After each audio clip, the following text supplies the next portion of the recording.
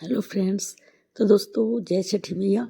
छठी मैया के लिए हम लोग ने आज ख़रीदारी करी है। तो ख़रीदारी करने के लिए सबसे पहले जो शुरुआत करी वो चूड़ियों से करी, और बहुत ही रंग बिरंगी लाल लाल जो चूड़ियाँ हैं वो मैं लेकर आई।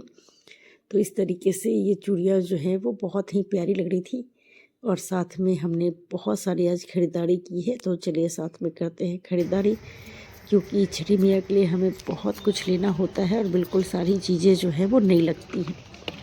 तो इस तरीके से ये चूड़ी और इसके साथ लगाए मैंने अच्छे से कंगन, ताकि चूड़ियाँ जो है वो कलाई में भरी भरी सी लगे।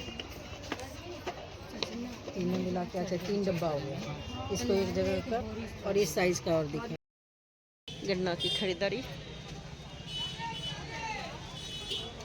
तो चूड़ियों के बाद सबसे पहले जो है मैंने गन्ने की खरीदारी करी, और गन्ना जो है वो बिल्कुल छठी मैया के लिए जो गन्ना लेते हैं ना, वो बिल्कुल सीधा सीधा साबुत जो गन्ना आता है वो लेना होता है, ताकि जब हम कोसी भरते हैं ना तो ये गन्ने जो हैं वो सीधे खड़े रहे और ये गन्ने गिरने की बिल्कुल गुंजाइश ना हो।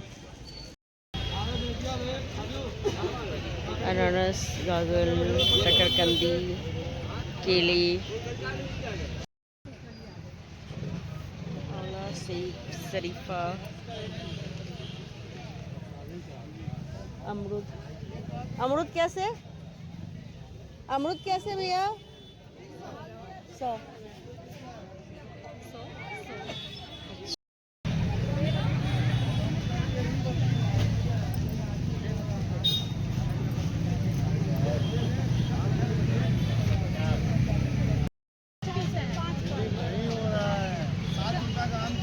कैसे दिया टोकरी?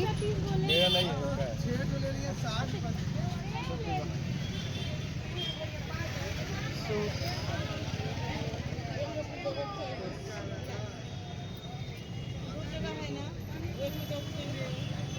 कैसे दिया ये वाली कोसी?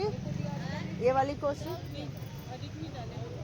कोसी, दौरा, सूप, फल और इन सारी चीज़ों से सजती है छठी मैया का घाट, और देखने में काफ़ी खूबसूरत लगते हैं। और ये प्यारे प्यारे से कोसी जो हाथी पर के कोसी कहे जाते हैं, हाथी वाले कोसी कहे जाते हैं। और यहाँ बहुत ही सुंदर सुंदर से दिए और जो हाथियाँ हैं ना वो मिल रही थी। तो देखने में काफ़ी प्यारे प्यारे से लगते हैं ये साड़ी। और यहाँ पे सिर्फ इतने सुंदर सुंदर से ये लग रहे थे ना। तो ये देखिए, इस तरीके की चीज़ें जो है हमारे यहाँ ही मिलते हैं, और इससे जब घर और घाट दोनों सजते हैं ना तो बहुत ही प्यारे से लगते हैं। और इस तरीके से इससे रखते हैं हाथी के ऊपर, और इसके अंदर फल और ठेकुआ जो है वो रखी जाती है। इसके ऊपर दिया जलाया जाता है, जिससे ये और भी रोशन हो जाता है।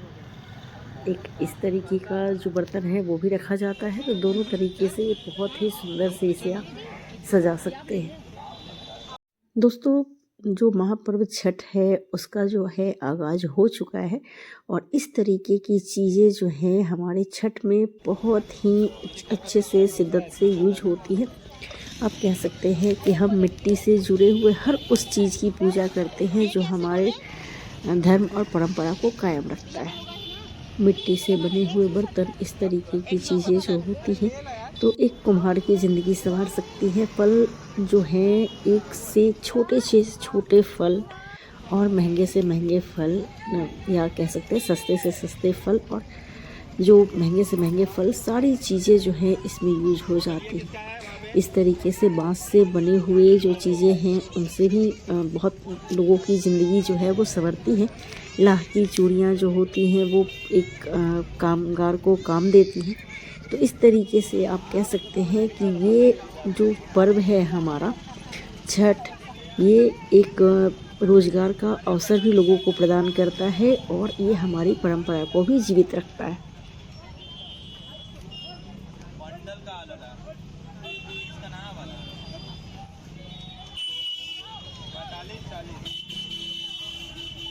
और इस तरीके से छोटे छोटे बांस के सूप जो होते हैं ना, ये सूप बाद में भी हमारे बहुत काम आते हैं। जैसे अगर हम साग वगैरह बनाते हैं ना, कोई चीज़ अगर आपको धूप में डालना हो तो ये सूप जो है बाद में बहुत ही काम आते हैं।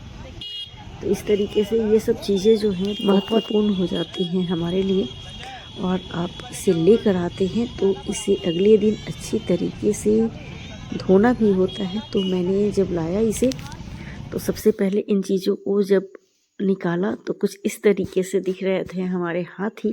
तो ये हाथी जो है वो जोड़े में है और ये बहुत ही सुंदर लगते हैं देखने में। तो इस तरीके से ये, और जो मिट्टी वाली चीज़ें हैं उनको मैं बिल्कुल अलग कर देती हूँ, और जो फल हैं उनको ले चलती हूँ धोने के लिए, क्योंकि इन फलों को आज जो है वो खरना है। खरना के दिन इन फलों को अच्छे तरीके से धो के और टोकरी के अंदर रख के और इन्हें सुखा लिया जाता है, ताकि अच्छे से पानी जो है साफ़ हो जाए। तो इनको अच्छे से कल के लिए जब हम अर्घ को सजाएंगे अपने, तो ये सूखी हुई और बहुत ही अच्छे से मिले हमें। तो आज के दिन ही इन्हें सभी को धो धा के बिल्कुल साफ़ सुथरे से करके हम इसे आज रखने वाले हैं।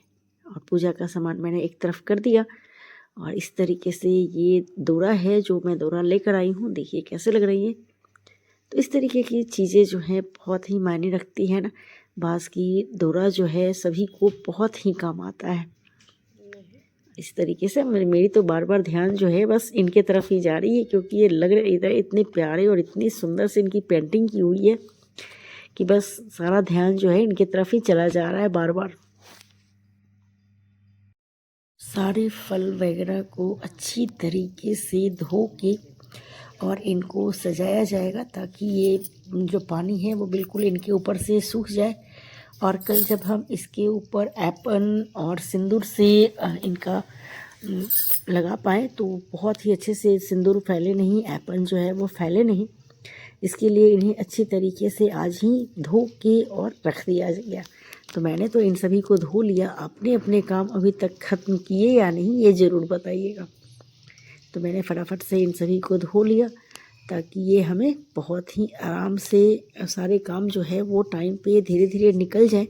क्योंकि ये ऐसा व्रत है ना कि आपको टाइम का पता ही नहीं चलता, कि आपको काम करते कितने सारे टाइम निकल जाते हैं, पता ही नहीं चलता बिल्कुल।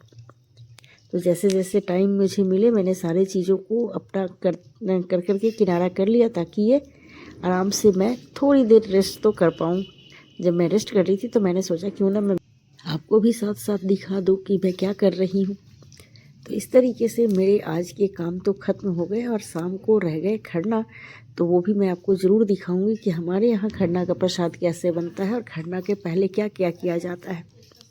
तो बने रहिए हमारे साथ और मिलते रहिए हमारे साथ इस चैनल पे, जिस पे आपको मैं छठ से जुड़ी हुई अपने हिसाब से छोटी छोटी जानकारियाँ जो हैं वो देने की कोशिश करूँगी।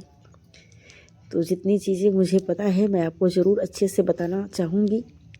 तो छठ में दोस्तों यहाँ पे आप देख रहे हैं कि मूली, बरबट्टी और छोटे छोटे जैसे करौंधे, आंवले, ये सारी चीज़ें जो है बहुत ही ज़्यादा मायने रखती हैं। नारियल से लेके और ये छोटी छोटी चीज़ें जो है यहाँ पे इतनी ज़्यादा मायने रखती हैं कि अगर ये चीज़ एक भी कम हो तो आपको कुछ अधूरापन लगेगा। तो ये सारी चीज़ें बहुत ज़्यादा ज़रूरी हो जाती हैं, और इनको अच्छे से धो के पोंछ के और सारे फल जो है मेरे लगभग धुल चुके हैं, और रह गया है थोड़े से जो पानी फल रहते हैं वो, और रह गई है गन्ना। तो गन्ना या ईख जो भी है उनको बहुत ही अच्छे से बांध के मलाई थी। तो बंधा हुआ ईख को उसी तरीके से मैं धो लेती हूँ। तो ये नीचे जो टुकड़े हैं ये अर्घ पे रखने के लिए है, जिनको छोटे करके रखते हैं अर्घ पे देने के लिए। और बड़े जो ईख के टुकड़े हैं या बंधे हुए जो ईख है वो भी मैं आपको दिखाती हूँ। वो बिल्कुल वैसे के वैसे बंधा हुआ रखा जाता है। और ये जो ईख है साबुत जो होते हैं ना, इनको हम कोसी पे खड़े करते हैं। तो इस तरीके से इस ईख को हम बांध के ही रखते हैं, बस नीचे से खुलेंगे ऊपर से बंधे हुए ही रहेंगे। और इसके साथ ही छठ में सबसे महत्वपूर्ण है दातुन। तो यहाँ आम की दातुन आपको रोज़ करनी होगी। 4 दिन हम व्रत करते हैं ना, तो 4 दिन हमें जो है वो आम की ही दातुन लगती है। तो इस तरीके से हम आम की दातुन जो है वो भी निकाल लेते हैं, ताकि हमारे काम जो है वो थोड़े से हल्के रहें, क्योंकि छठ में काम बहुत ज़्यादा होता है और वक्त बहुत कम होता है। तो इस तरीके से हमारे सारे काम रेडी हो गए। आपको हमारी ये वीडियो कैसी लगी, हमारी ये जानकारी कैसी लगी, ज़रूर बताइएगा। वीडियो अच्छी लगे तो लाइक शेयर ज़रूर करें, क्योंकि ये है छठ और छठ में काम बहुत होते हैं। तो हो सकता है मैं थोड़ी सी बिजी हो जाऊं, लेकिन मैं आपके लिए सारी वीडियो लेकर आती रहूंगी। मिलते हैं अगले ब्लॉग में, जहां बातें करेंगे हम और आप ढेर सारी, और देंगे ढेर सारी आपको छठ की जानकारी, क्योंकि छठ जो है हम बिहारियों का गर्व और पर्व दोनों है। तो हम इसका साल भर बहुत ही बेसब्री से इंतज़ार करते हैं। सारे लोग जो होते हैं वो इंतज़ार करते हैं कि छठ में घर जाएंगे तो अपनों के साथ ही खुशियाँ बांटेंगे। और बातों बातों में मेरी दातुन हो गई रेडी, तो मैं चलती हूँ, क्योंकि हो रही है शाम और अब जो है वो शाम का पूजा करना बाकी है। मिलते हैं